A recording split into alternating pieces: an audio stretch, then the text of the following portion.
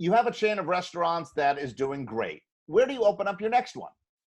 You should probably ask Larry Strain that question because he's got the software to make the best choice for you. Welcome to the Language of Business. Thank you for having me. So you are the president and founder of RDE, Restaurant Development Experts. Tell us a little bit about your software. Well, thanks, Greg. So my software was born out of necessity. I have been in the retail development world for the past 25 years of my life. I've worked in every capacity that you can think of in store development, from analyst to market planning to construction to deal maker to financial analyst to executive decision maker. So in my years of trying to define how it is I decide on the next location, or how to evaluate my team's recommendation on the next location, we use systems and processes that only got us so far in the decision-making process. I wanted to create something that got you all the way to the decision. Not only myself, but all of the other deciding members that were involved in our committees. And so that's where we created the platform. We started with that particular question. How do we get all the decision makers on one page in regards of the recommendation to go or no go on the next location? So before you are now launching this on your own, what types of clients or companies did you use the analytical techniques with previously? So we've worked with a number of clients. The platform itself was created based upon my experiences working for companies such as McDonald's Corporation, Starbucks Coffee, Dunkin Brands, Global Partners here in Waltham, Mass. It's been a labor of love. It's been 20 years in the making.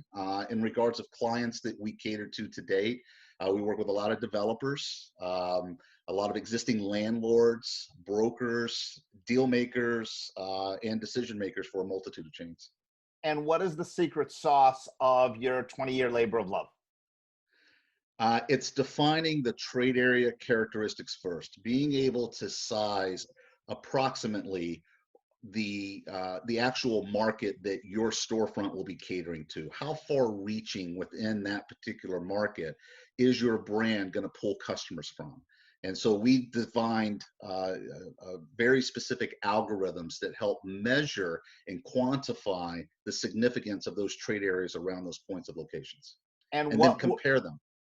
And what were your former clients doing beforehand? Manual calculations or nothing at all? It was kind of figure it out on your own, and they left it open-ended. So a lot of very intelligent people came back with a lot of sophisticated ways to come and analyze the market, but they weren't able to answer all of the questions in regards of chronologically, how should the brand develop in the marketplace to mitigate impact, to steal market share, to create brand awareness, and to establish sustainability in the business model. Those questions were left unanswered. It was just the evaluation of what you saw in immediate proximity and what you were evaluating. We wanted to look at the entire marketplace in one setting so that we can make a decision as to chronologically how that brand should develop in that certain market. And at what point do they use RDE services? While they're opening the stores, after they've opened the stores? Help our viewers and listeners understand that aspect of it, please. We like to say that we optimize a market regardless of what life cycle your brand is in. So if it's prior to going into a market, if it's a new market entry of your concept, then we help optimize that rollout plan of where those locations should go and when they should go there.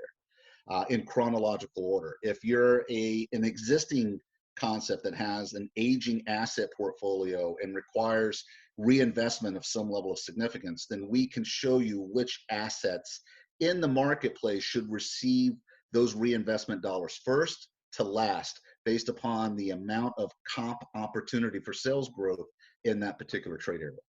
And you mentioned having history with Starbucks and Dunkin Donuts. Are those brands received the same way across the entire United States? No, my experience has been, especially at Dunkin', that it's a huge juggernaut, just a massive, probably one of the most successful retail brands from a market density standpoint than any retailer in existence today, specifically in the Northeast and New England marketplace.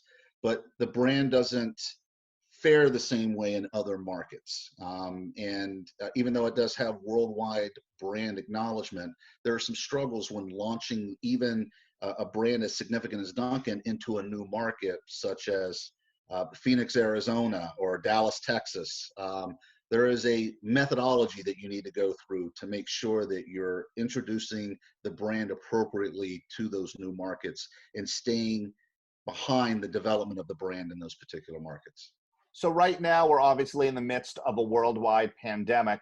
What would you advise your clients, most of whom stores are probably closed, to do right now?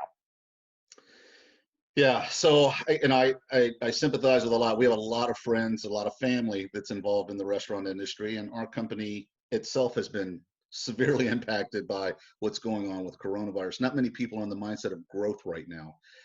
They're more in a mindset of optimization.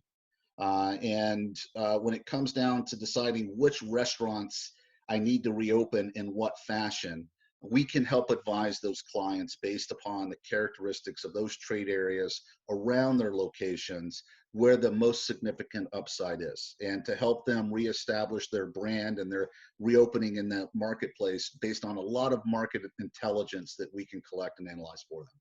But what metrics would your software, and it's impressive that you've been working on it for 20 years, how would those jive with a global pandemic and a phased reopening? Well, there's some modifications that need to take place. We measure every contributing factor in the marketplace, and those contributing factors now change. Workforce contribution obviously is changing with 28 to 30 million unemployed people right now.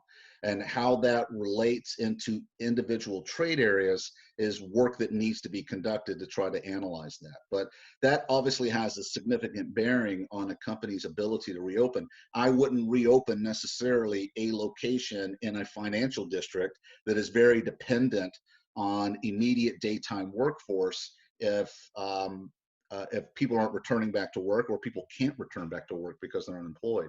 I would focus more at that proximity to home, residential dense environments, more so than anything else. And would that answer have been applicable during 08, 09, and 2010 recession? It is. It's the reason why when our valuations, we place a valuation on the diversification of the density contributing factors in the marketplace. We break it down into home contribution from the residents, daytime workforce, retail synergy, and other entertainment and service factors that take place in the market, so that we get an understanding of the entire landscape of contributing factors. And the more diverse they are, the more protected you are from these types of issues that occur. What is the one thing that's keeping you up at night right now about the restaurant industry's survival? There are a lot of things keeping me up. I, my empathy to people in this market. I come from the restaurant world. I've worked in it my entire life. I know how the margins are in this particular industry. I know that you have to fight like hell to make a profit in this market. And when you start to see 20, 30, 40% declines in top line sales, I know what these guys are going through, and my heart goes out to them. We can't turn this on fast enough. Larry, thank you very much. Thank you. Larry Strain, the president and co-founder of RDE, Restaurant Development Experts.